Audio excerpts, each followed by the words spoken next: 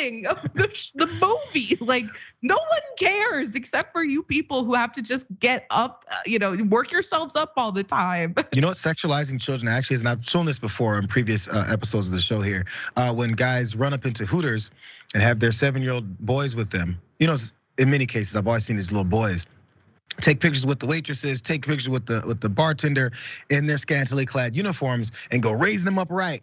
That's sexualizing your child, actually. That's telling your child, hey, look at that girl's boobs at 7 years old when he has no interest in talking about or thinking about her boobs. A lot of these conservatives have also defended teachers who are women having inappropriate sexual relationships with male students and saying like, oh, he's lucky. Like, that's sexualizing children. That was a child who was sexually abused by an adult. That's pedophilia, but that's okay with you because it's a comfortable guy, with that, right? Yeah, it's like they are totally fine with sexualizing children. Matt Walsh defended Josh Duggar, who raped his siblings. Like, these people don't care about protecting children. They just hate gay people, and it's 100%. Such a disgusting way for them to try to reframe the issue. And education will get you to have less bigoted thoughts about other folks. And that's why they know nothing of what they're talking about. Because if they did, they'd go, this doesn't make any sense. One more story, you guys. I'm gonna squeeze it in. That's right, Alyssa. Don't get mad at me. It's gonna happen. She's taking the place of Emily today, and she's gonna pull an Emily on me. Let's go to this because I'm glad you're here for this, Ray. I'm sorry, I'm running out of time. Let's go. Meet Larry, who just airdropped a whole flight photos of his pee-pee. Thankfully, I accepted it, saw who was sending it, and immediately started speaking up. Stay tuned for the police escort.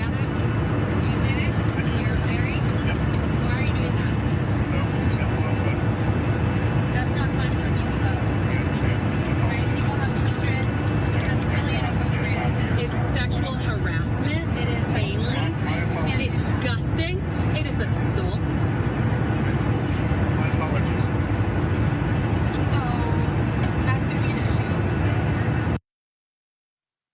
So there was a man on a flight there. He apparently airdropped a picture of his pee-pee, as the TikToker that point out there. And she posted an update about what all went down because you saw the flight attendant got on him. A few other passengers like, this is disgusting, and actually harassment and assault. There's more because she said, I know people are asking for an update. A few of us had to meet with an FBI agent who told us Larry was arrested and would be spending the weekend in jail, and whatever airport jail looks like. If I get an update, I will. There was a child who was sent the photo but didn't approve the airdrop.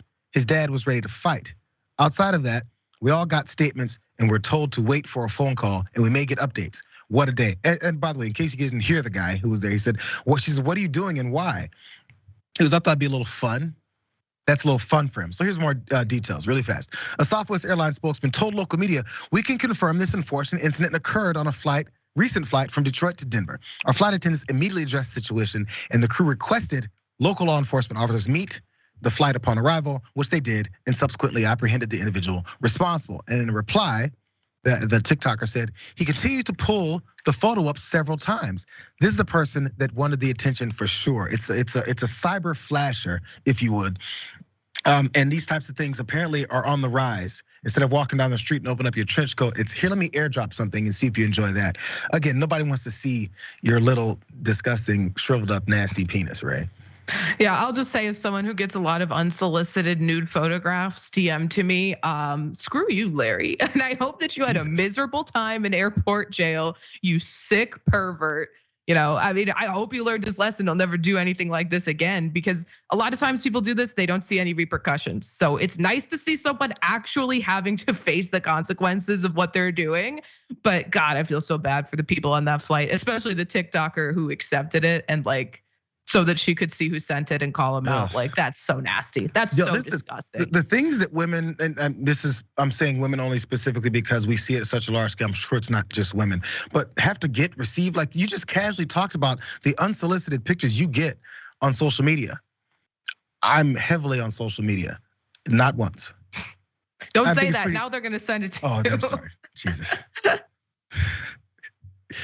There's gonna be problems. Anyways, but the thing is, there's no response they'll get. There's nothing. It doesn't fulfill their fetish or whatever the hell reason is you do something like this.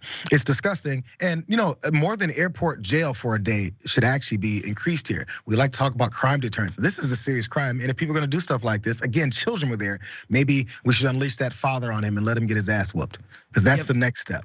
Hey, let's go. Since we're talking about self-defense when you're out in public, let me go ahead and defend with these hands when someone tries to send penis pictures to my kid on a flight. Keep it real. Really fast, I want to read this one because I'm glad you guys finally said this. YouTube Super Chat says, hey, Soul Tickles Ravana is with JR. Good team, happy Pride.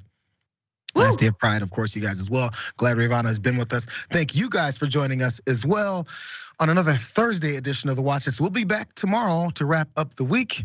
Can't wait for that. Up next is the Damage Report. Should be a fun time. We'll see you guys on Friday.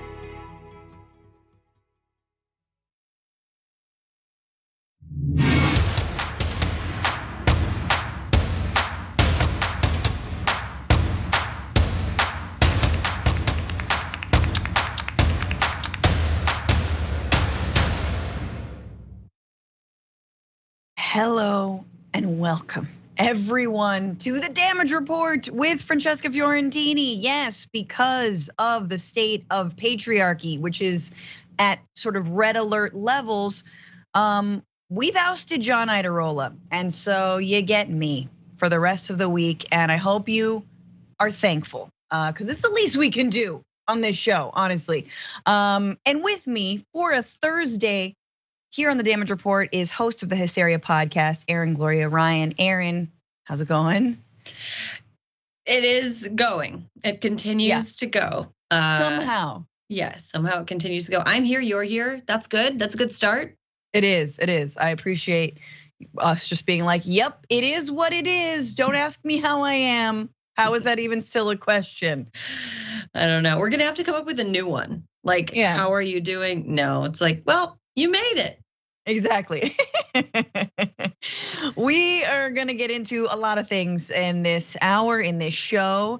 Obviously, starting off with updates to the SCOTUS decision on Dobbs and the reaction from Democrats. It seems like maybe that stick that the meme is pointing at Democrats, like do something, like maybe that's happening a little bit, maybe not. And then we will get into OJ Simpson and his take on defunding the police. The answer might surprise you or not, I guess. And then a little bit more, of course, from our favorite Marjorie Taylor Greene, because we have to lighten the mood. And for some reason, in this week and in these times, Marjorie Taylor Greene lightens the mood. I don't know how that's possible, but it's true. So if you don't mind, while you're here, like the stream right now, share that damn stream. Send us your super chats and your comments. I'll be reading them in the breaks. Without further ado, Erin, are we ready? Ready as I'll ever be. All right, let's do it. So it looks like President Joe Biden may be budging somewhat on his stance that he doesn't believe in reforming or changing the filibuster rules in order to codify Roe v. Wade or make abortion rights into law across the land in the United States. In fact, just this morning in Spain, I don't know what it was, the Spanish air, the water, the pressure from the international community, from developed nations that do have better abortion rights than the United States at this point. But Biden is now backtracking on that statement and saying, no, he's now willing to advocate for amending, changing, suspending the filibuster as they did for, again, remember the federal budget with a giant deficit, to do that in the case of Roe v. Wade. So he put out this tweet after the statement saying, we have to codify Roe v. Wade into law. And as I said this morning, if the filibuster gets in the way, then we need to make an exception to get it done. Remember, it was the second time that Biden has ever advocated for reforming the filibuster. He urged Congress to scrap its rules requiring a 60-vote threshold in the Senate to pass a specific piece of legislation. In January, he called on lawmakers to make an exception to the rules to pass legislation to add voting rights protections. And how'd that work out? So at least in theory, he is down for it. In practice, of course, we still have Senators Joe Manchin and Kyrsten Sinema, who knows where they stand. But Erin, what do you think of this step forward potentially for a Democratic strategy to combat what the Supreme Court has done? I think I'm not just speaking for myself here when I say I'm a little bit gobsmacked at the lack of plan. This seems like so reactive, and we knew this was coming. You know, like when the Dobbs opinion leaked back in April, we knew that this was coming. So I don't understand why we weren't spending the last 3 months in a full court press, or 2 months in a full court press, like figuring out what we're gonna do when this happens. Yeah. And instead it's like our leadership, Democratic leadership, is acting like this is some kind of a surprise, and oh, well, what are we supposed to do now? And it's like, you had 2 months. You had more than 2 months. You had, from the moment that Joe Biden took office, and we had the Senate and we had the House of Representatives, we had time to strategize about what we would do. I am so tired of a party that is just reacting to things that activist judges do rather than anticipating things that activist judges might do. We could have gotten out ahead of this. And it's so frustrating. It is so frustrating to see such a lack of urgency from the president on this. Now, I will caveat by saying that this is better than nothing, which is what we were getting before. So I will take anything that is not nothing. And but there's also this, Francesca, like the filibuster is so silly. It is so silly. And the more I learn about it, the more I'm like, so they can just ignore it sometimes? Whenever why weren't we just doing this more? Like, why aren't we just trying to actually lead with the power that we have. It's very, very frustrating, but I'm glad that the president has decided that he wants to end the filibuster on this. If this is all we get, it is certainly not enough, but it's something. Right, exactly. We'll see, and we're gonna talk a little bit about later whether it's enough to bring people out to the polls in the midterm elections, which seems to be the main strategy here. But I think you're absolutely right. Earlier in the week we looked at Vice President Harris's response to this, and it's like you're talking to a friend. Like that's how I feel like she's like so speaking with the leadership of my friend, who's going like, God, it's really different when it actually happens versus like I knew it was gonna happen, but like when it happened, that was literally her response. And the moment that Donald Trump got elected, the reason there was a massive millions of people in the streets was because we all saw this coming, right? In 2016. And so the first chance that a Democrat gets into office, they better Trump-proof or Republican Christian national extremist proof the government. And he didn't in so many different ways. And I know the pandemic, we're always in a crisis. When Obama came into office, you had 8 years of Bush, you had then a financial crisis. There's someone who also, for going back farther in history, did not choose to codify Roe v. Wade either or pass the freedom of choice act, excuse me, yeah. So, but it seems like maybe some pressure from other Democrats inside the Senate, inside Congress are working. More than 30 Senate Democrats signed a letter to Biden urging him to fight back, take bold action, and lead a national response to this devastating decision after the court overturned the right to abortion. Now there's some other things that apparently are in the works. It's not just this, supposedly, we'll see. The White House plans, according to Reuters, to include a range of executive actions in the coming days, as well as promising to protect women who cross state lines for abortions and support for medical abortion. Cool. So there's like, I remember earlier that before the filibuster part, the only thing they had was we protect the right to travel. Yeah, doesn't the Constitution already do that? Like that's like, we can do that. Like it's really weird that there's sort of like, we're gonna make sure that you have a right that you already have. Yeah, we do have that right, thank you. But another thing, why wasn't this just at the ready? Why wasn't this just ready for when Dobbs came down? They should have had one aide whose only job was to just clutch a press release holding all of these points and run it to the press the second Dobbs hit.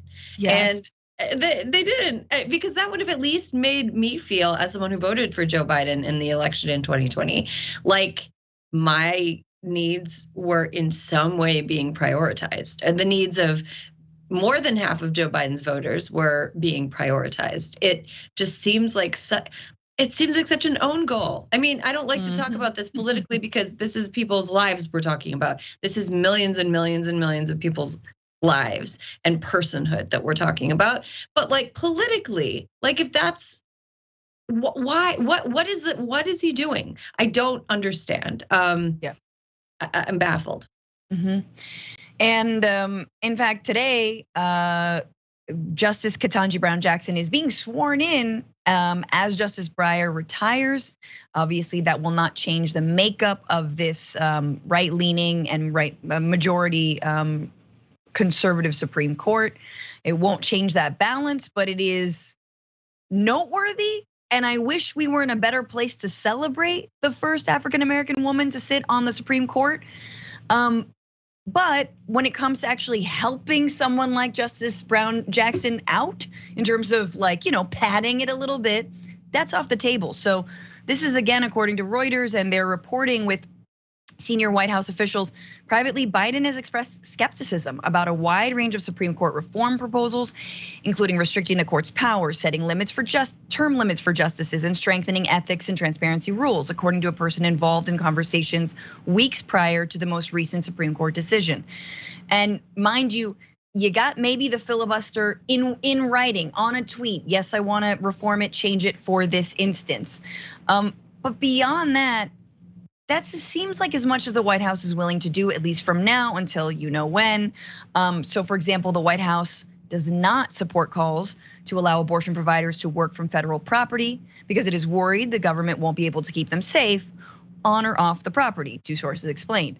In terms of offering federal funding to women traveling out of state, that also it's okay, you can travel, but you gotta fund it on your own, because if we help you, we could run afoul of the Hyde Amendment, which prohibits federal funding of abortions except in cases of a risk to a mother's life, rape, or incest, which once again, in some of these draconian states, there's like a carve out for that, if even those victims can get access to abortion care and coverage.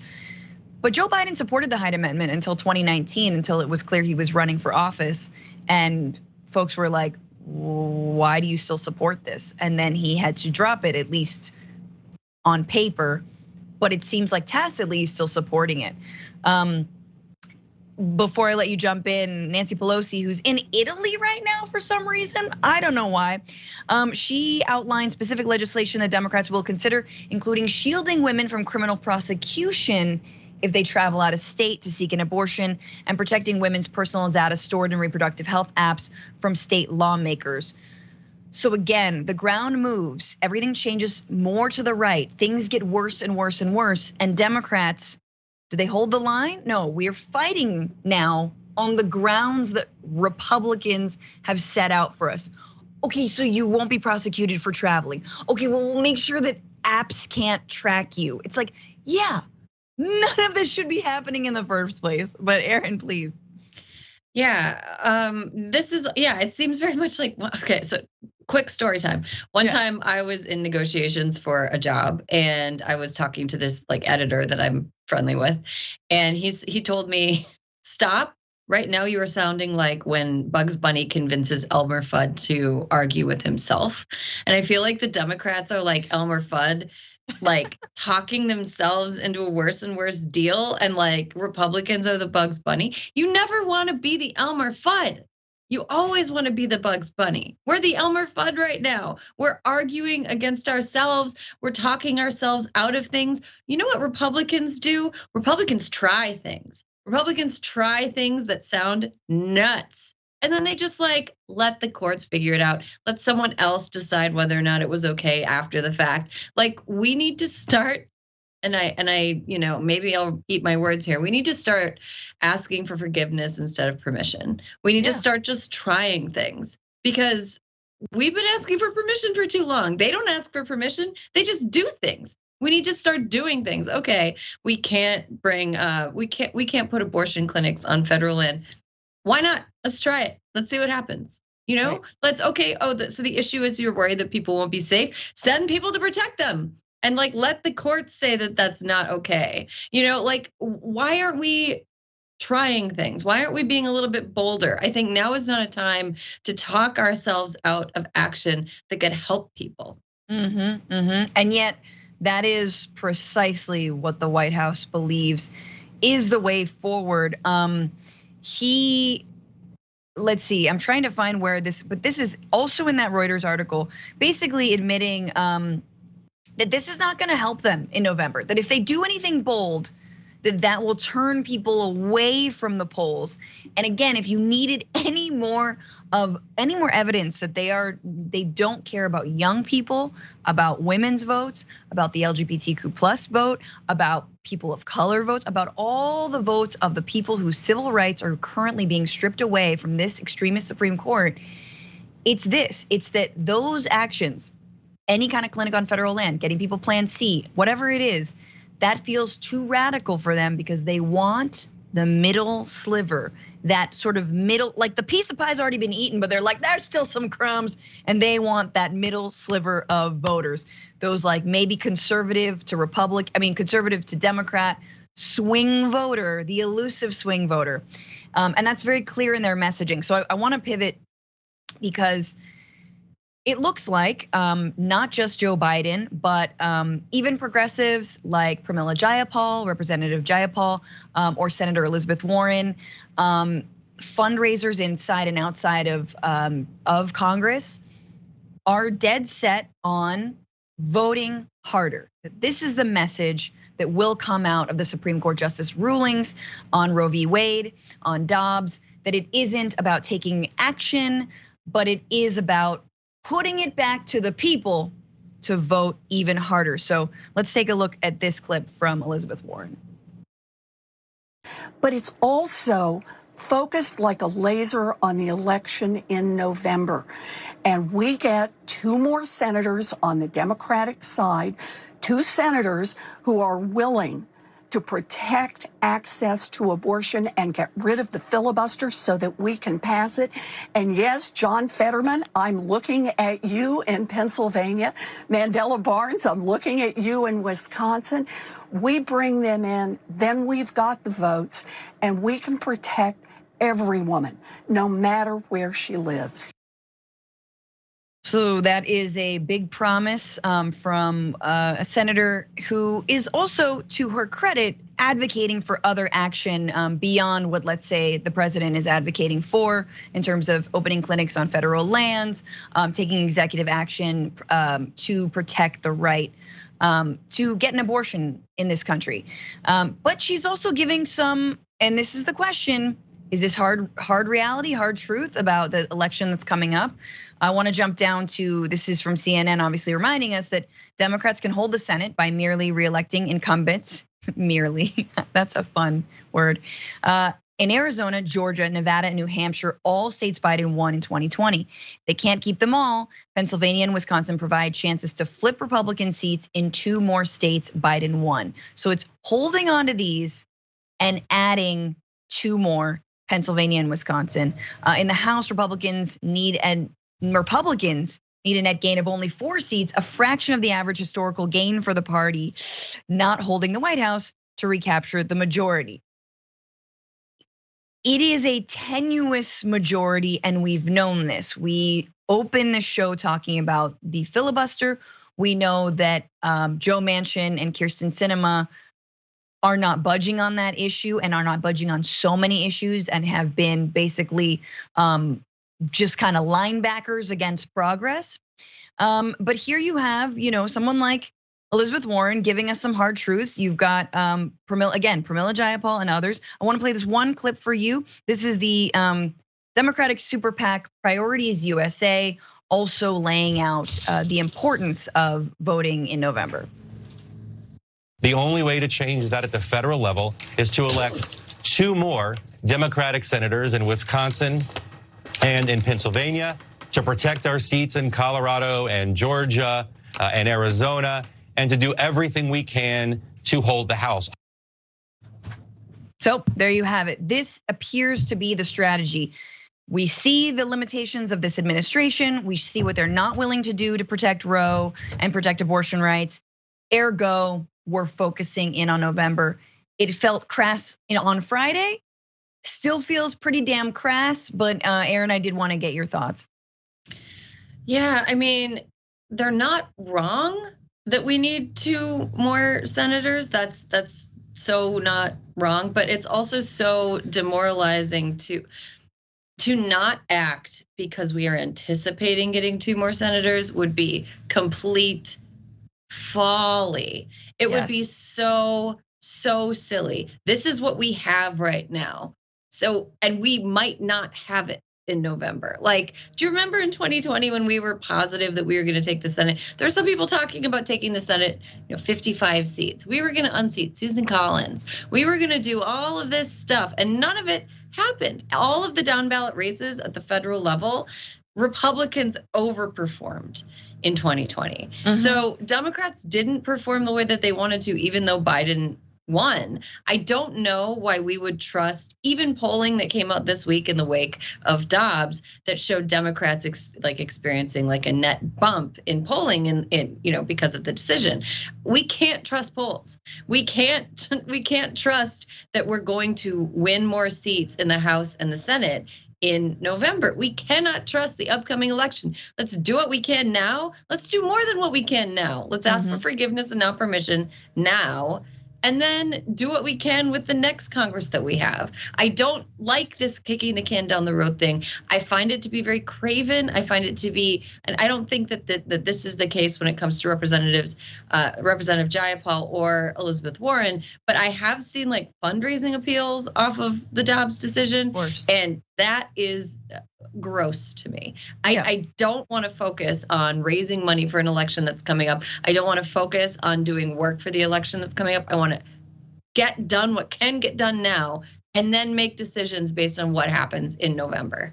Right, and as you mentioned with the incredible analogy to Bugs Bunny and Elmer Fudd, like basically now Elmer Fudd is convincing the American voters to be the Elmer Fudd, and they're doing the Bugs Bunny on Democrats, right? They're trying to, dupe us into being like, oh, I swear, I promise that we'll do this because Mitch McConnell said a thing. Like, who are you banking your promise on? Oh, because Kyrsten Sinema said a thing, because Joe Manchin said a thing, because every single senator, I'm sorry, do we have their like sworn testimony written in blood? Do we have like a little blood oath going on? Like, what is, we have a pinky swear happening? Like, how do we know all these senators will in fact do what they, and it's you're holding us hostage without actually giving us the plan, right? So you say, what is your plan of action?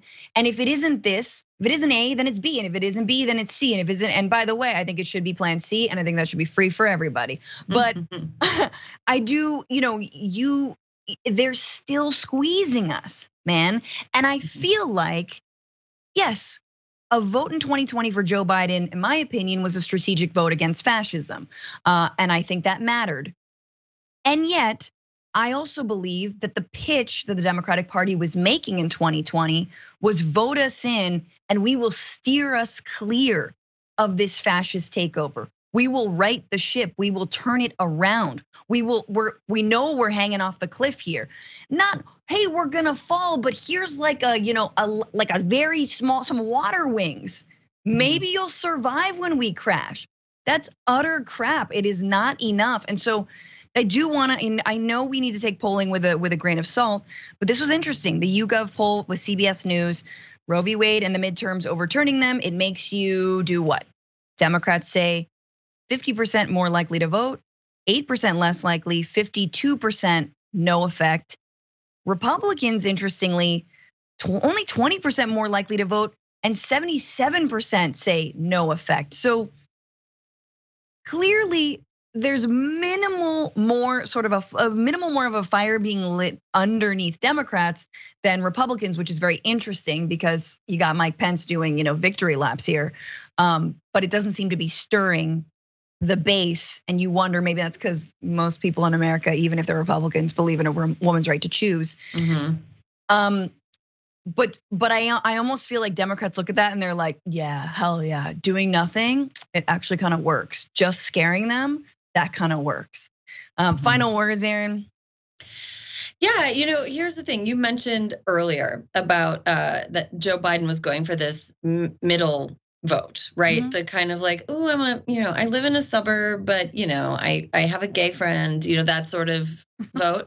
The thing is, abortion rights are so popular that middle vote on that issue doesn't exist. Like, what is it, like 60% of people didn't want to overturn Roe?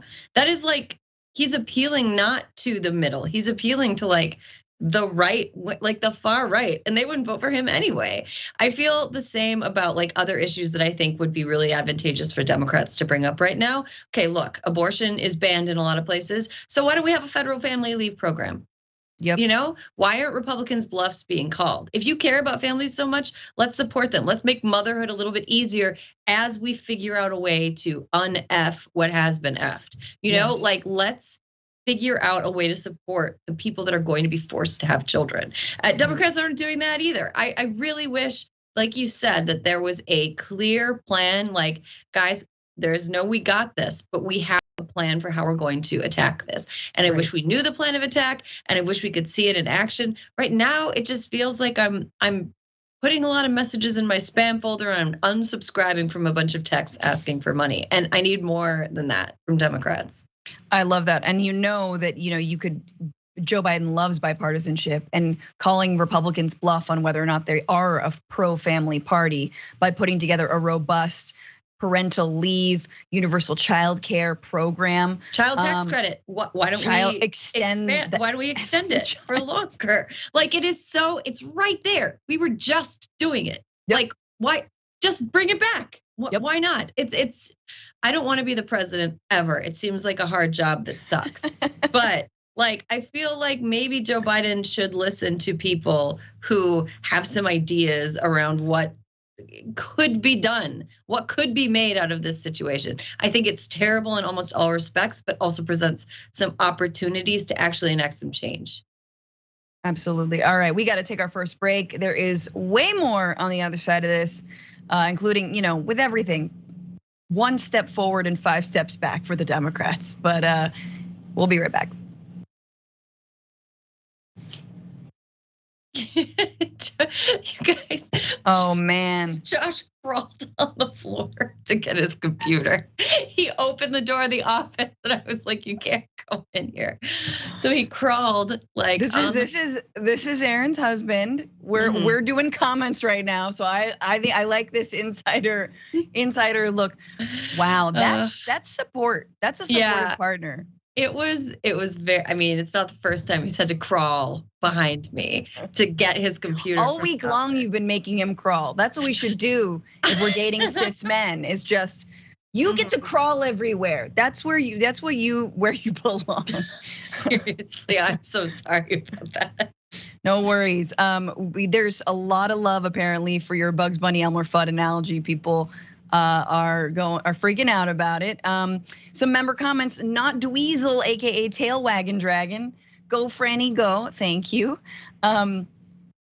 Let's see.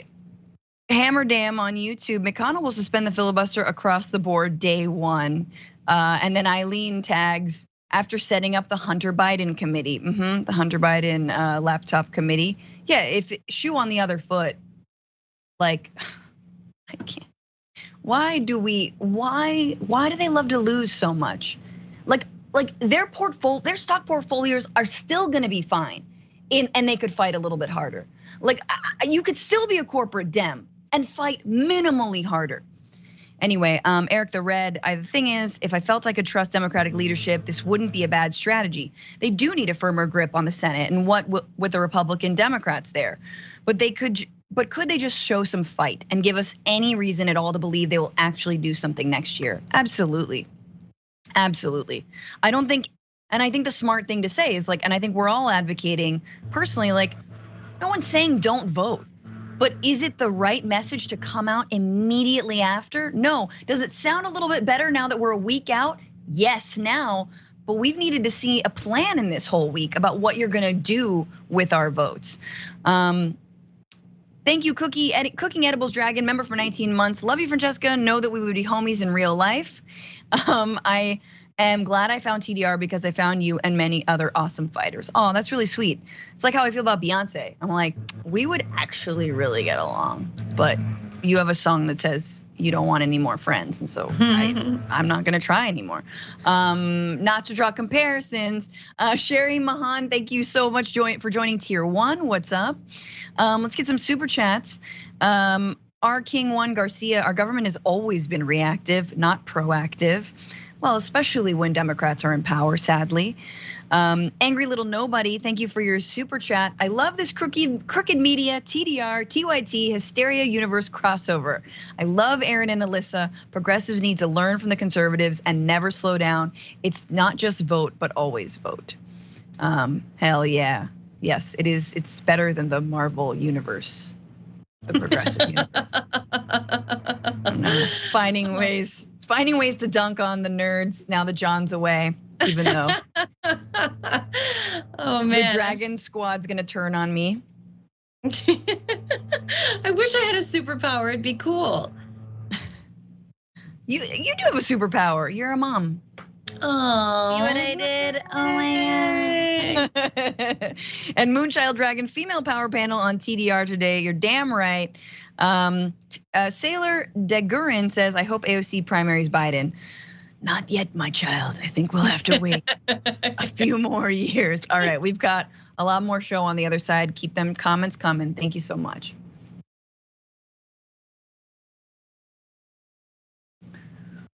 All right, damage report. Francesca Fiorentini, Erin Ryan, we are back. It is Thursday. There is more to do and more to say, especially when it comes to the right to choose in this country.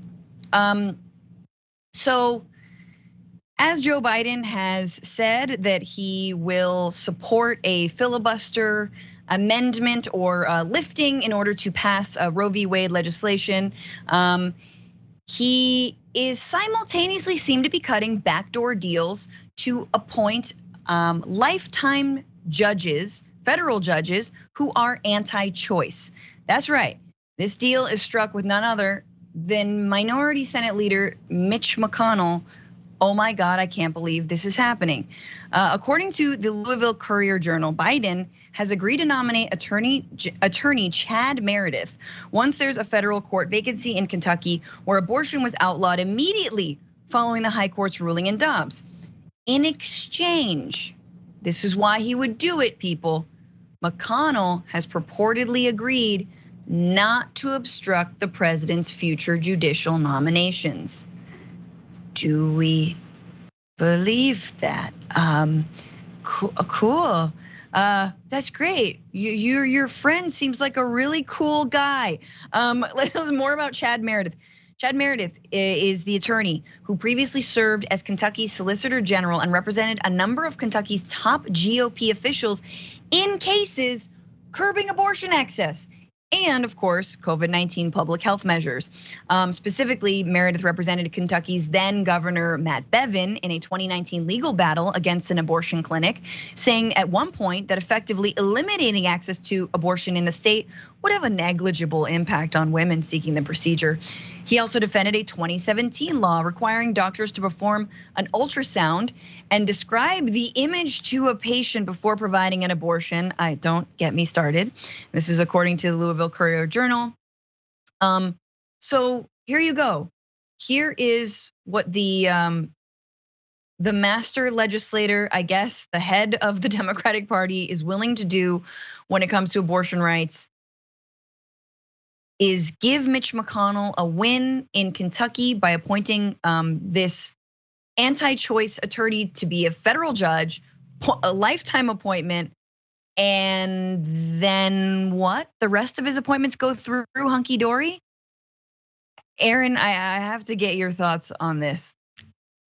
Wow, gee, I wonder if a Republican would lie about something in order to get what they want and then suffer absolutely no consequences as a result of it. There's nothing here that would hold McConnell to this promise but his honor, which, does he have honor? Like, what is the, okay, like you're Mitch McConnell, right? You can get Joe Biden and Democrats or whatever to believe you when you make promises.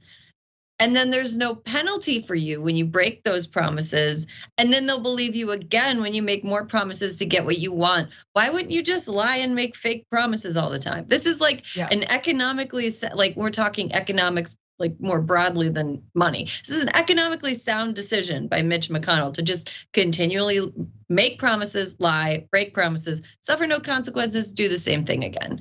I mean, it's not even like he's under oath. Supreme Court justices that were confirmed under Trump lied under oath about, so like, and they've suffered no consequences and they won't suffer any consequences because President Biden doesn't want to make them have any type of code of conduct that they have to live under or be subjected to as their judges. Like, this would be the genius move by Biden. No, I'm giving him a lot more, whatever. Joe Biden, if you're watching this. Joe Biden should say, yes, I promise to appoint this guy, to get the appointment, get the lack of, pushback on his other federal judicial nominees, and then smack down a 5-year term limit. So it's like this guy is in an, and see, because then we get to be Lucy with the football instead of like Charlie Brown's butt as he falls on it trying to kick it. Absolutely. No, he's not gonna do that. He doesn't want to do that because he's too nice. We need a mean president. We need a mean Democrat. Who's a mean Democrat? I mean, God, there's Bernie is mean. Everyone thinks Bernie is too loud and angry. That was everything about him. He's cantankerous. I think he's a mean Democrat. I don't know if this is somebody I would vote for. Amy Klobuchar is a mean Democrat. I think she would run the country like a mean person. We need a mean president. She ate salad with a comb. Out of spite. out of spite. If that doesn't show you're willing to go to lengths just to prove whatever point, like, I don't know what does. But no, it's true. It's interesting because you have politics and then you have tactics. And Joe Biden has moderate milquetoast politics and moderate milquetoast tactics. So Klobuchar is someone I disagree with politically. I think she's far too centrist. And yet I think her tactics to actually even defend the line, defend the gains that the Supreme Court is not a liberal institution, all right? It is not a progressive institution. It has followed precedent actually and expanded rights, but sort of with arms twisted and cases made in front and put in front of them. Now you have a very much an activist Supreme Court, and we're going to get into a couple of rulings, and you have to act accordingly. But again, not like this. And Biden, this is months after Biden said that Mitch McConnell is a man of honor. So of course, why would he lie to you? He's never going to lie to me. He can't lie to me. And yet, as Erin mentioned, if he does, which he definitely will, wither the women of Kentucky, what's the consequence? Nothing. Joe Biden doesn't lose anything. He doesn't, I mean, let's be real. He doesn't have a uterus. Like he doesn't, is he thinking about his daughters, his grandchildren? Like, is it that calculation?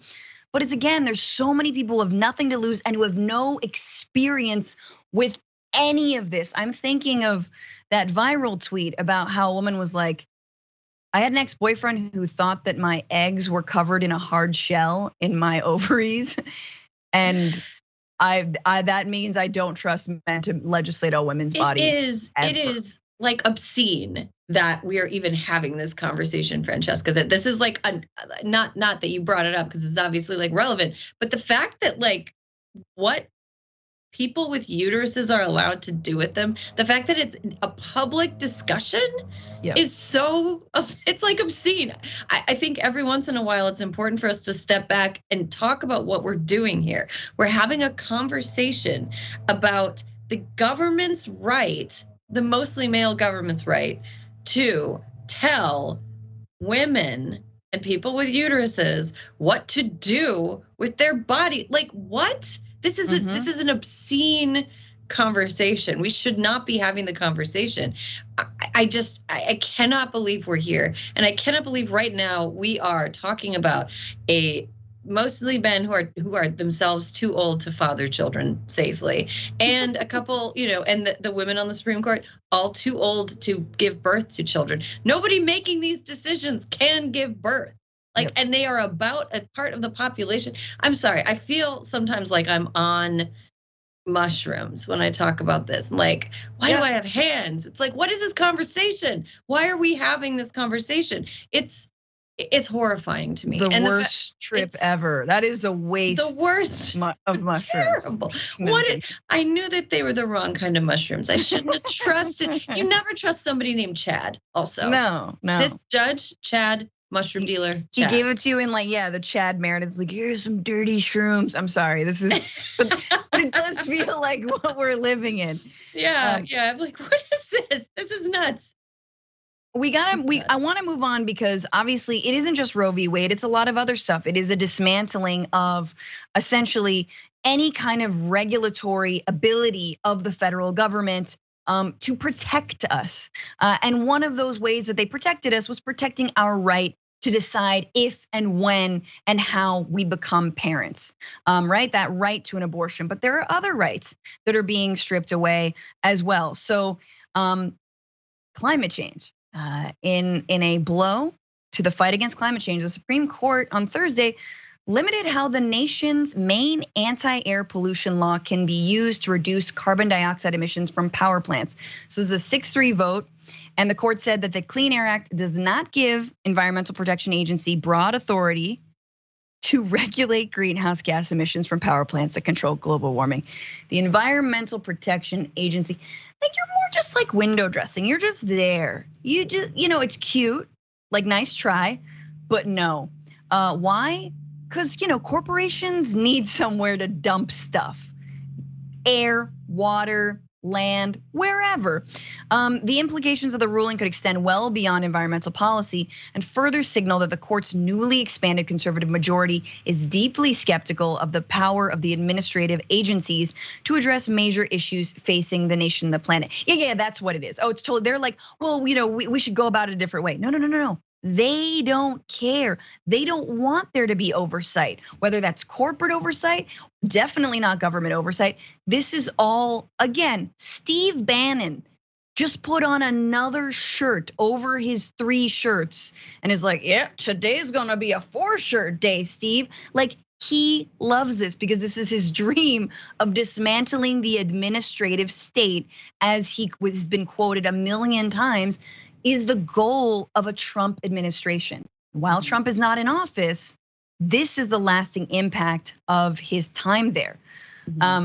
Before I kick it to you, let's hear from Justice Kagan in her dissent, writing, the stakes here are high, yet the court today prevents congressionally authorized agency action to curb power plants' carbon dioxide emissions. The court appoints itself, instead of Congress or the expert agency, the decision maker on climate policy. I cannot think of many things more frightening. Respectfully, I dissent. No, you don't need respectfully. Just leave that out. No. If I were editing that, I'd just like line item cross that one out. Just I dissent without respect. I mean, whatever. They don't respect us. Why would we respect them? The thing about this, the EPA ruling was, this is another thing that we saw coming. But to me, especially when put up against the Dobbs ruling and some of the like sanctimonious language used by the far right in talking about protecting life, talking about protecting, babies or whatever. You know what protects life? Not living in a polluted hellhole. Like, there is no group in the population that is more subject to harm from environmental pollutants than, quote unquote, the unborn. Pregnant people, pregnant women are very easily sickened and harmed by environmental toxins. So the types of things that the EPA is supposed to regulate actually serve to protect the unborn. This only serves to drive home the point to me that conservatives don't even care about the unborn. They don't care about the unborn. Let's not even give them that. If they cared about the unborn, they'd care about the environment in which the unborn were becoming the born. And they don't. They care about forcing birth, and they care about an agenda that is a white Christian nationalist state agenda, which is a whole other conversation. And I feel like I need a tinfoil hat for that one. But no, you don't. I mean, not maybe anymore. 10 years ago. Yeah, exactly. 20 years ago, I always say this, the anecdote of like, when I was marching on the streets against the Iraq war, we'd be like, no Bush, no KKK, no fascist USA. And like back then I was like, okay, but like KKK, fascist, like they're not really relevant. Bush, yeah. And now I'm like, oh yeah, no, that chant is good. That's a good, solid chant. You were right. You were right. The chant was fine. It's fine. It'd be fine today too. Yeah, this EPA thing is really upsetting. Also, in the opinion, which I think Roberts wrote, he's so like dismissive of pollution and global warming. I think he called it the cause of the day or something like that. And it's just like, sir, for somebody who's as vain about their legacy as he is, reportedly, this is a really bad call, because this is going to be something that people always remember him for, in addition to, Citizens United, Dobbs, other terrible decisions that happened under the Roberts court. It's a bad move. It's going to hurt people. It's going to hurt the precious unborn that the right loves to hold up as these like people that we must protect at all costs. It's going to hurt families. It's going to hurt mothers. It's going to hurt all of us. And I'm not looking forward to what this will bring. No, and before we go to break, one more aspect, one more thing that the Supreme Court did rule. Mini bit of good news mini bit of bad news, and then, well, I don't know how to do this, but it's fine. But in another ruling, the Supreme Court ruled for the first time in its history that states have concurrent jurisdiction with the federal government to prosecute a broad swath of crimes in Indian country, tribal lands, dealing a grievous blow to tribal sovereignty. So this is a 5-4 ruling, by Brett Kavanaugh, shredding almost 200 years of precedent and practice to satisfy Oklahoma's desire to reverse its defeat 2 years ago in McGirt versus Oklahoma, where the court recognized that half of the state was still Indian country. Again, this is overriding tribal law. It's allowing all kinds of again, overreach and ignoring that tribal sovereignty, and it covers reservations of many tribes in Oklahoma, like the Muskogee, Cherokee, Chickasaw, Choctaw, Quapaw, and Seminole. And lastly, just to quote Muskogee Nation, they said the ruling is an alarming step backwards for justice in our reservation. Tribal governments, in collaboration with federal government, are best suited to protect our people and administer justice within our reservations. So there was already oversight. It's not that there wasn't any kind of federal law on those lands. This is just adding another piece of it. Finally, I'm sorry, we gotta go to break, but finally, mini bit of good news. Supreme Court allows the Biden administration to terminate the controversial Trump era asylum policy known as Remain in Mexico. Super surprising that they even got this far. Again, this has led to things like deaths. I mean, next step is to overturn Title 42, which the Biden administration tried to, but we got to fight for that as well. So that was a surprising one, but we have to go to break. I'm sorry, Erin, I can give you comments, but we'll be right back after this.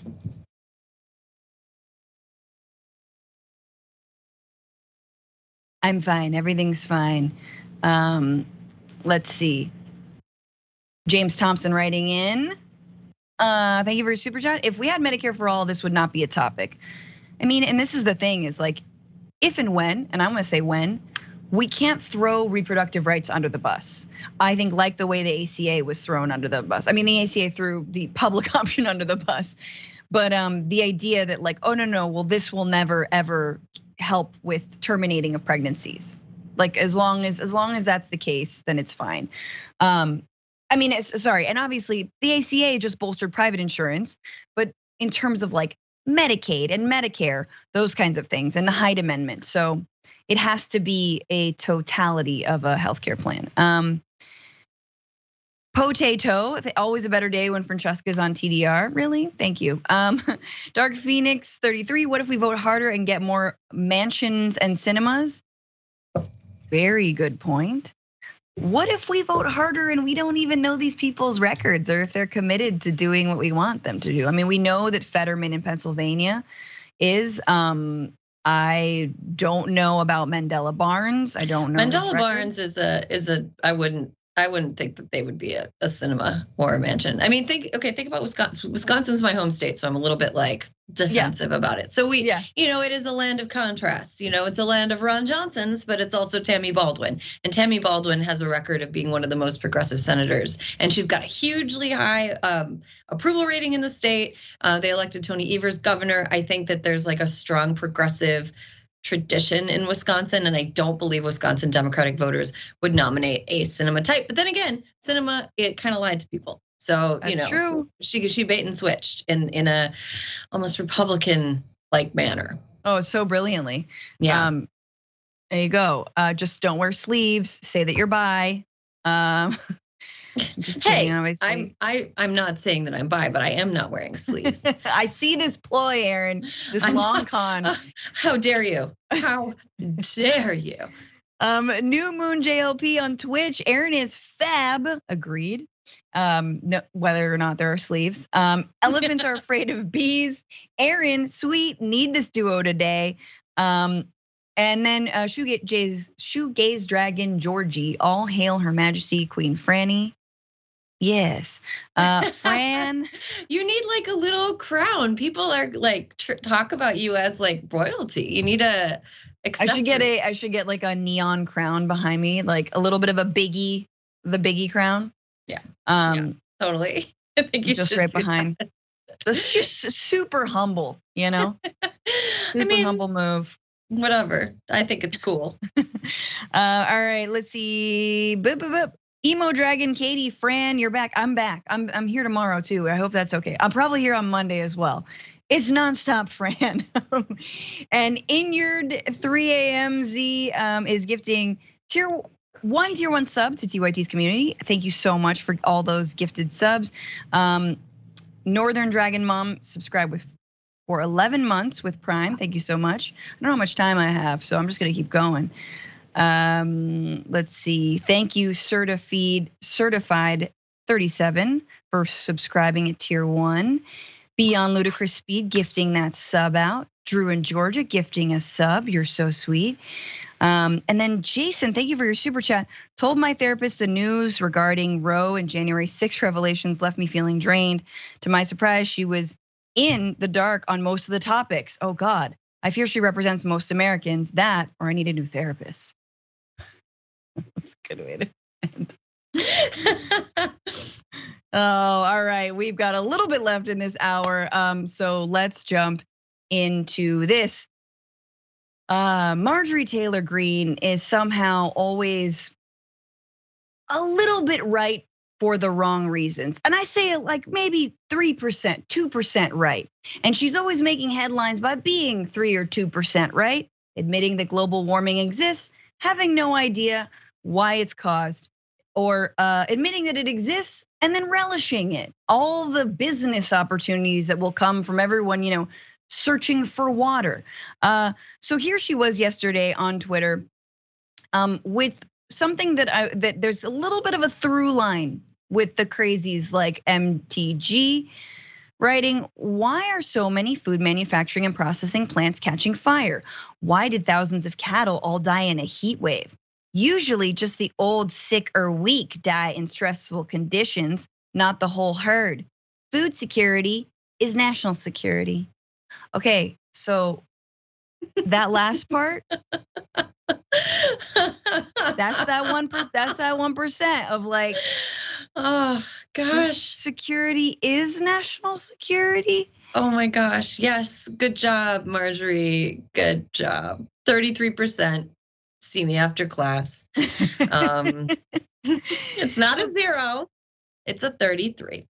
But there are a lot of people are jumping to conclusions in her mentions, because she noticed she didn't even say climate change. She's just like, why do cows die in heat? Is it because they're made of Jewish space laser? Like, it's like she doesn't know why an animal would die in like. So here we have some responses. This is Mina Singh's writing. So you'll acknowledge climate change and global warming? No? Hope Barrett saying, just waiting on your thoughtful insight on these things that will have nothing to do with global warming or acknowledge anything that is going on in the rest of the world, but will be a part of some big conspiracy, which, oh yeah, it is. So notice how she didn't really say global warming. She's just asking questions about why cows are dying. We all know that, again, 2022, hottest year on record. I don't even have to look at the stats to know that. I don't even have to look. I know it's the hottest year on record because that's the world we're living in. It's mostly on fire. And then there's, poke. I don't know. So actually, this is not the first time she has asked questions around why like food processing centers are going up in flames and what's happening to crops and all this. So here's a video of her, if you guys remember earlier from this year, where she's blaming Democrats for ruining farmers' lives. And yeah, all of this is a QAnon conspiracy theory, but take a look at this video. Our farmers they stand for all of our values, traditional family values, freedom, independence, the ability to live and sustain yourself and your family off the land. The Biden administration and the Democrats are ruining that, and they're destroying the very important, most critical part of the fabric of America, and that is our farmers. And I'm so upset about this that it has me so angry, but they're doing it on purpose. I mean, they want to be the global economy. They want to be completely involved. And here we have these random, supposedly accidental fires at food processing plants. So this is not unique for conspiracy theorists like Marjorie Taylor Greene, who in 2018 alleged that California wildfires were caused by, again, a laser fired from a satellite controlled by a Jewish family. Greene is in Congress now, but she's still pushing conspiracy theories that globalists are deliberately starting catastrophic fires to advance their agenda. So what? So we can buy more cattle from Brazil? Like, this is the depth of this. So it's like, I saw the tweet and I was like, yeah, food security is national. Oh. You know what's funny? You know what's funny about that? About all the points she's making about our farmers and this like pearl clutching red state shucksery that you get from Republicans all the time. What percentage of the food supply in the US comes from California?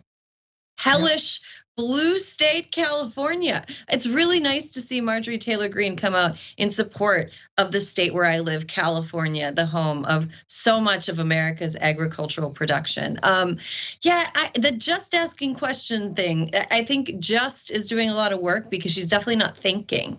She's just asking. I also do not believe that Marjorie Taylor Greene knows how to cultivate anything.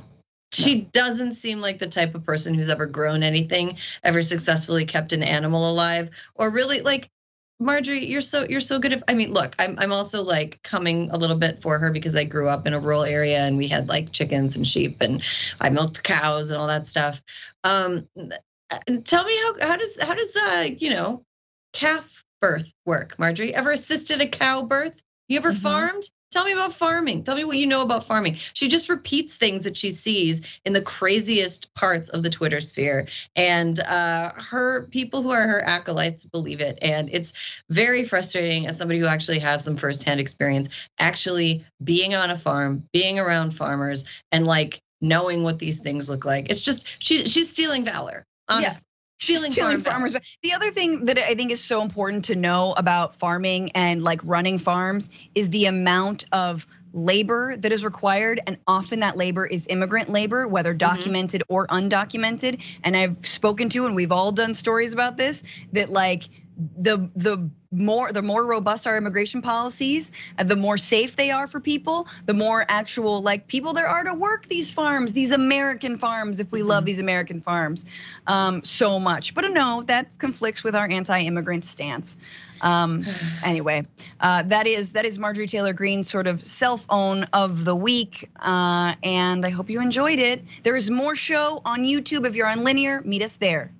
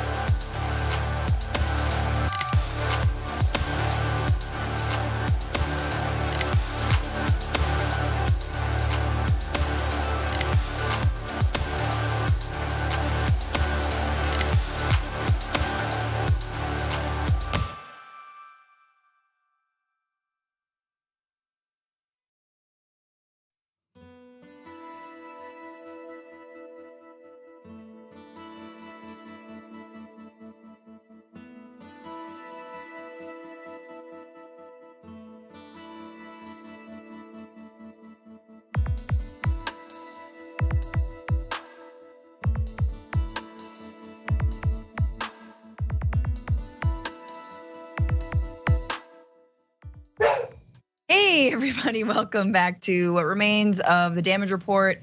Francesca Fiorentini here with you, in for John until tomorrow.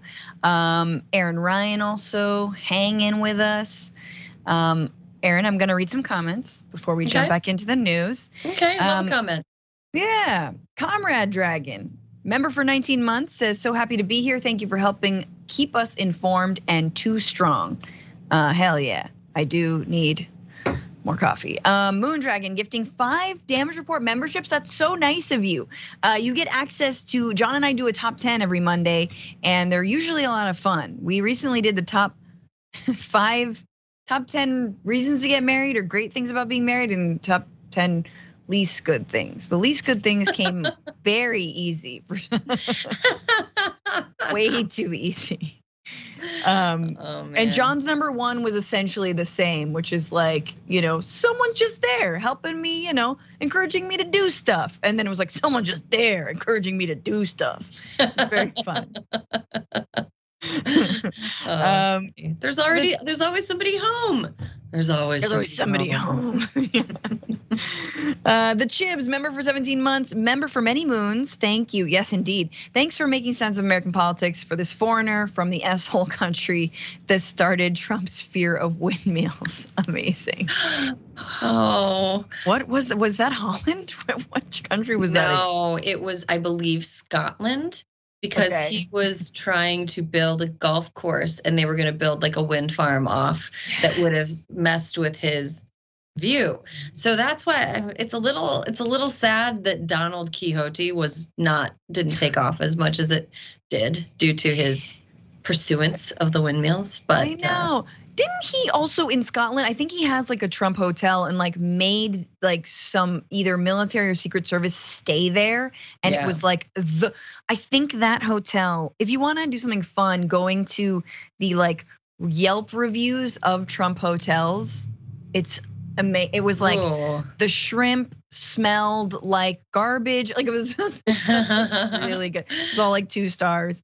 Yeah, there's a great Vanity Fair write-up of the restaurant in one of the Trump hotels. I think it came out in like 2016. Just Google Vanity Fair Trump Hotel food review, and it's like really good. Reelin N, thank you for the super chat. Hi, Francesca and Erin. We don't say MTG on this show, by the way. BTW. Oh. Sorry, Dragon Daddy rules. Yeah, no, you're right. You're right. We shouldn't abbreviate. Let's not give her the pleasure. She just made it up so she could be an AOC. Emmanuel Wilson. So it's the Environmental Suggestion Agency. Yeah, it's just. Oh no, I'm laughing because it hurts. Ugh. Paolo Leverato, I don't know if I understand this super chat, but Erin, you're so buffet. Do you like pina coladas and getting caught in the rain? Is this from earlier? I don't know. How would I be Buffett? I don't know. Let's see. Restless Falcon. We must continue to vote in every election. We cannot assume one election will win the war. I want action, but we have to keep voting as well. It is true. Jacob Rojas saying, y'all rock. Smiling Dragon. We need a mean, level-headed Nina Turner. Oh my God, we really do. We need fighters. Jennifer Larson. Awesome show, girls. Thanks. You can say girls because it seems like you might identify as one. And Mac Zorro, thank you for the super chat. All that spun slide is when the bully is like, if you give me your toy or whatever, I'll be friends with you. Yeah, I think this is in reference to the McConnell-Biden deal, which has not been confirmed that it will happen, but this is what was leaked. This is like the rumors. And I hope that he walks that back. Like I hope he sees the reaction already and decides that no, this is a stupid move. All right, and then one for Erin here, KM81677 on Twitch. So glad you have Erin on today. She's awesome. Couldn't agree more. That's so nice. Yeah, it's nice to be told you're awesome during a time when everything feels not awesome. I think we should tell people that we think they're awesome. Francesca, I think you're awesome. Thank you. Likewise. No, I agree. I don't. But like that's just also my conditioning is as a woman is to be like, oh my God, you're amazing. You're awesome. You're so awesome. And when like a woman doesn't participate in that, I'm like, wow, that's not allyship. What a jerk. What a jerk. Yeah, no, it's funny. It's like when I'm at a stoplight or whatever, or a stop sign, and I get there at the same time as somebody else, and then one person motions for me to go, or I motion for the other person to go because I'm being polite. If I don't get a like courtesy wave, I'm like, oh my gosh. Yeah, never again. Never again. But then I do it again anyway. Gotta have the courtesy wave. Oh, wow. People are driving like maniacs. Thank you. I just want to put that out there. Absolutely terrible. I saw people just blazing through stop signs yesterday. Like they were stop suggestions. Maybe that's the next thing that the Supreme Court is going to rule on. Actually, stop signs, we don't really have the power to enforce those. You can stop. We're gonna put it to the states. If you want people to stop at stop signs, you can vote. Agreed. My wheel's my choice. That's what's coming next. All right, oh no.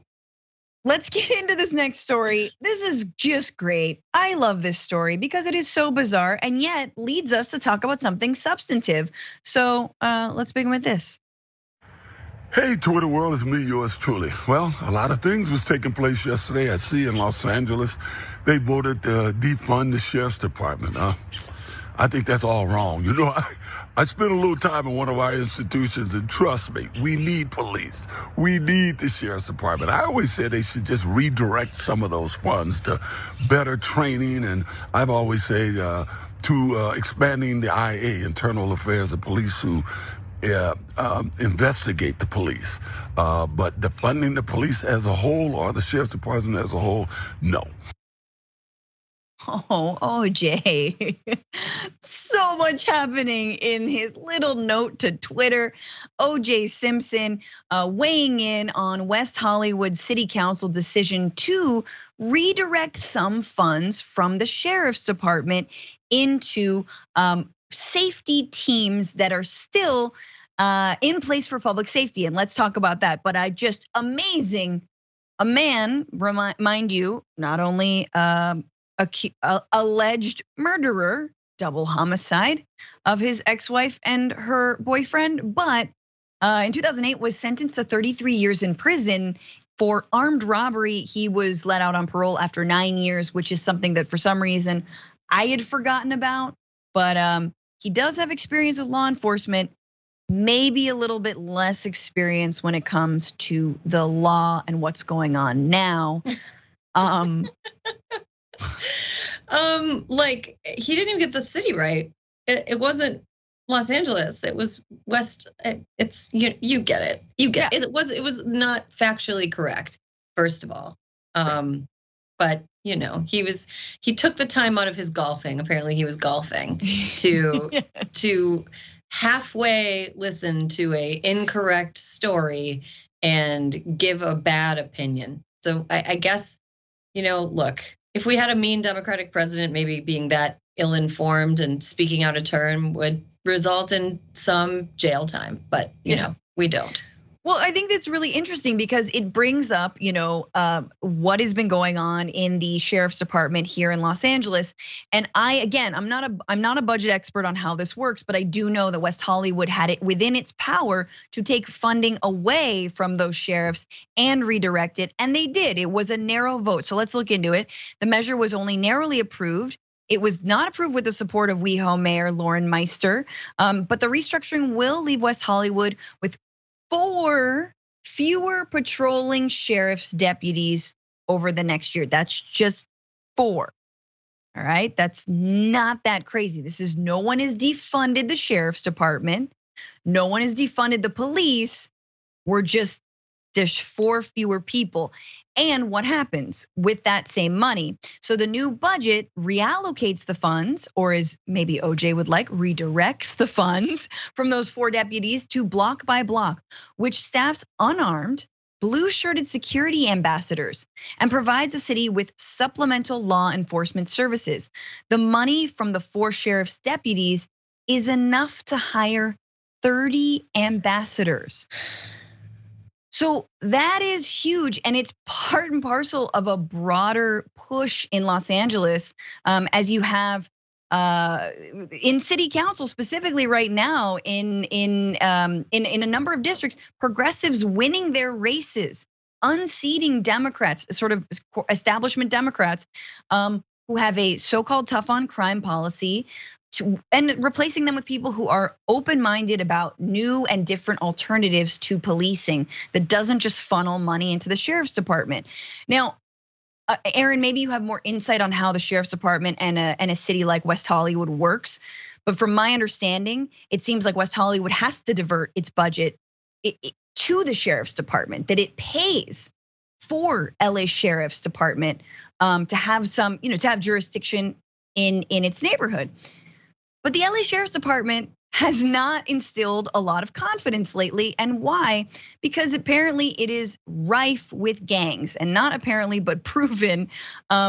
They're, in fact, to the point where, let's go down to graphic 4 here, Representative Maxine Waters in July of last year requested that the US Department of Justice investigate allegations that a violent gang of deputies called the Executioners runs operations at the Los Angeles County Sheriff's Compton Station. The Executioners have their own tattoos. It's not just them, but a lot of other gangs. And the tattoos are supposedly earned, this is awful, when you kill someone. So when one of these sheriffs kills a civilian, they get the tattoos. And here's a picture of the tattoos. There are deputy gangs or subgroups. They have fun names like Grim Reapers, the Regulators, the Vikings. They have plagued the sheriff departments for 50 years. So this is a long time coming. This is something that has been happening for a while. Members have been accused of serious breaches of department policy and violations of constitutional rights, terrorizing the public, harassing their fellow deputies, and retaliating against whistleblowers.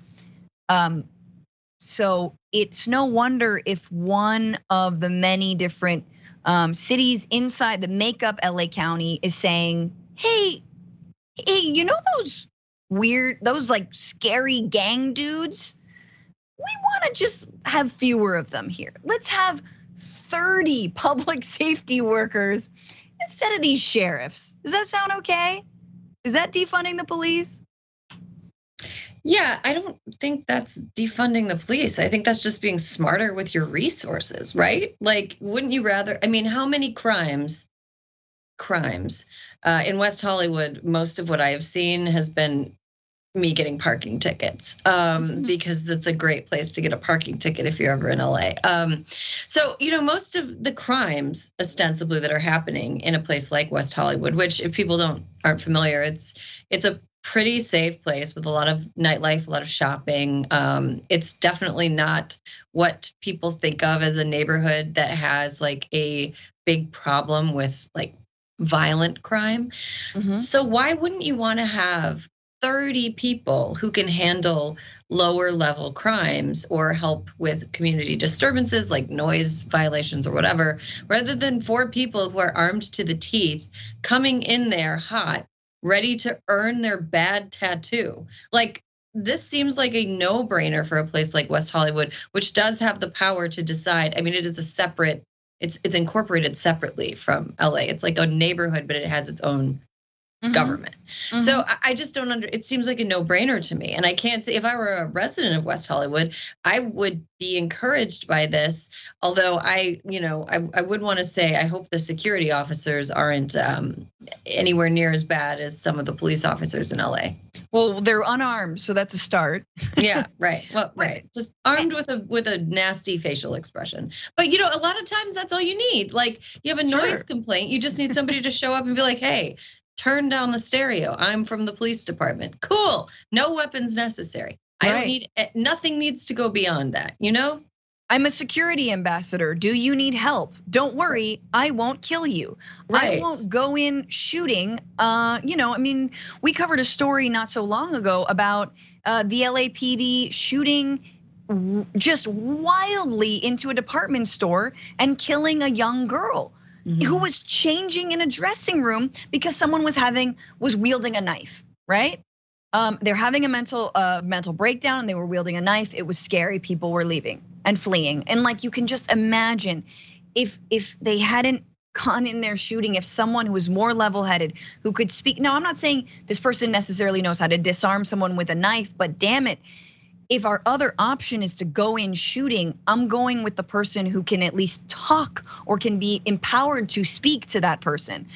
So again, we don't have this graphic because I stupidly cut it, but the sheriff's department was mad. Sheriff's department writes, said, along with the West Hollywood community, we're disappointed. As a part of approved city budget, 4 deputies will be cut in the upcoming months.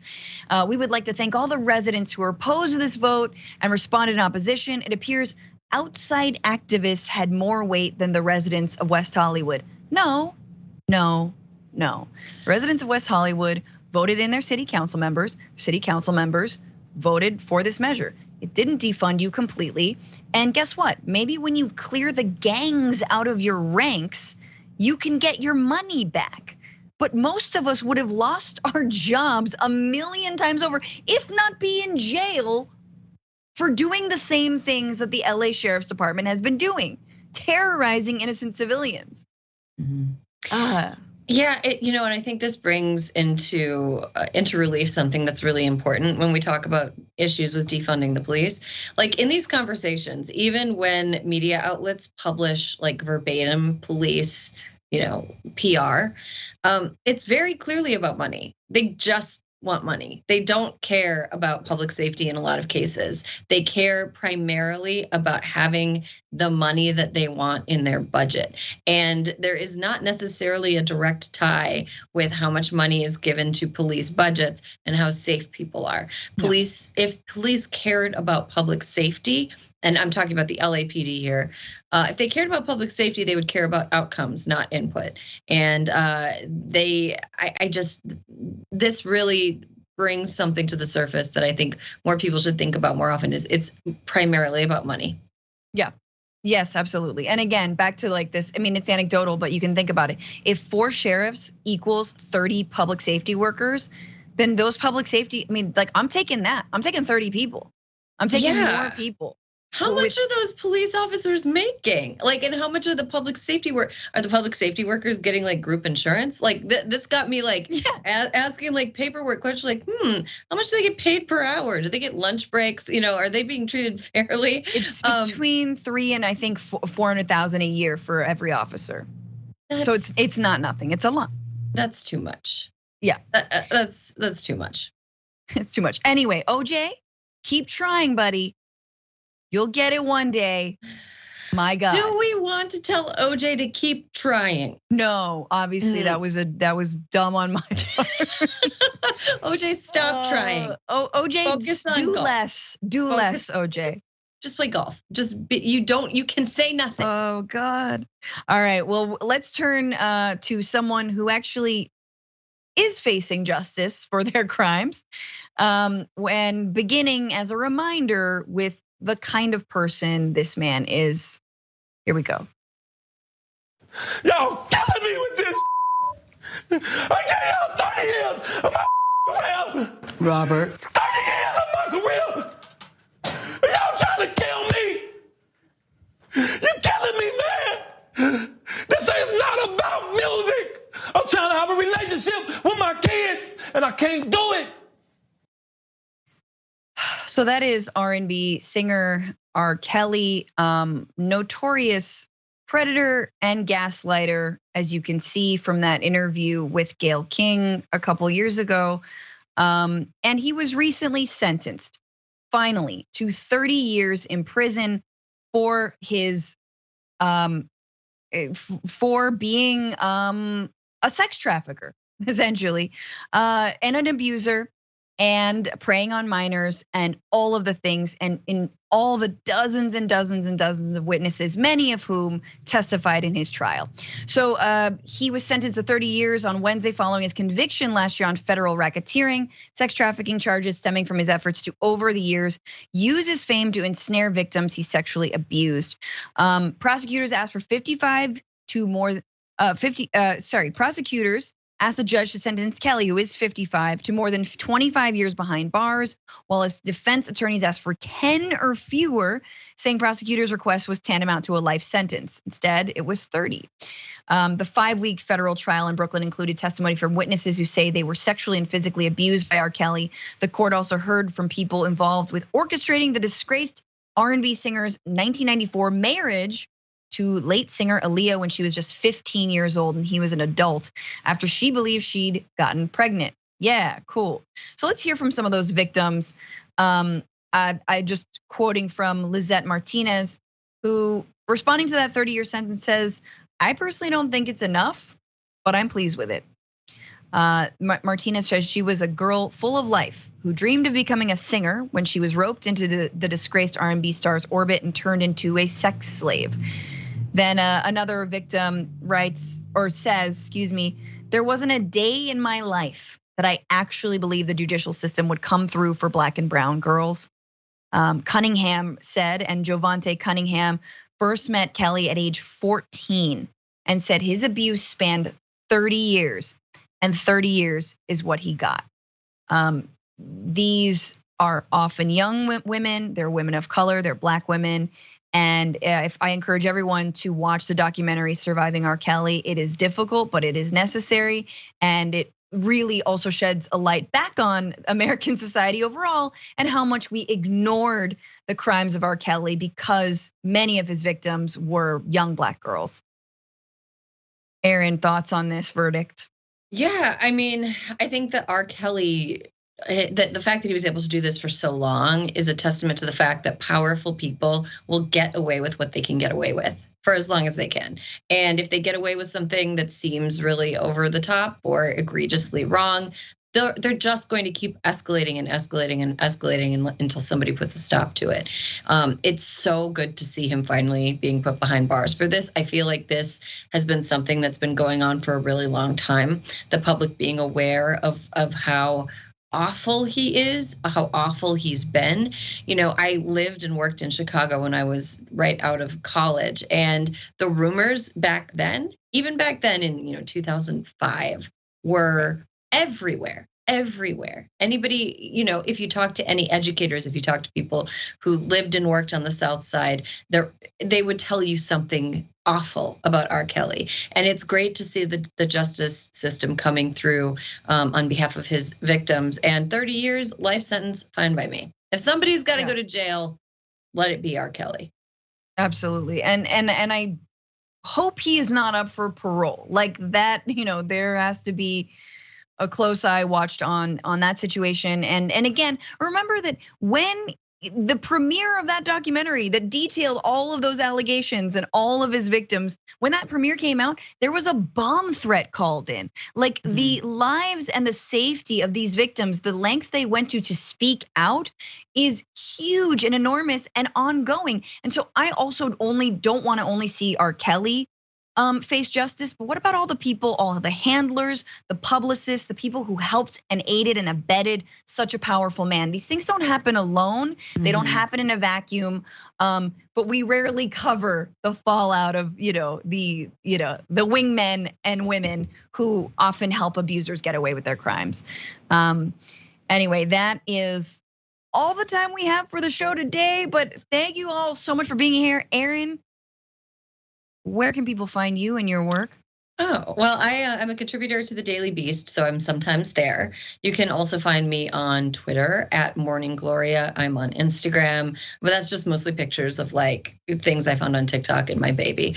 That's not as like fun. You can also, I have a newsletter from Facebook called Just Enjoy It While You Can, which is about the experiences of having a tiny baby around and navigating life in the American ecosystem. And so that's out there too. You have to work to not find me, basically. I'm everywhere. But thank you so much for having me. Yeah, avoid me if you can. This was a lot of fun. Thank you so much. Always a good time with you. And thanks everyone for being here. Thank you for all of your super chats and your support. And we will see you tomorrow. Remember, I am the host of the Bitchuation Room podcast. Listen to it every Sunday, 5-8 Eastern. Also the Twitchuation Room on Wednesdays, 1 to 3 on TYT's Twitch. And until then, stay safe out there. Stay sane out there. and slay out there. Goodbye.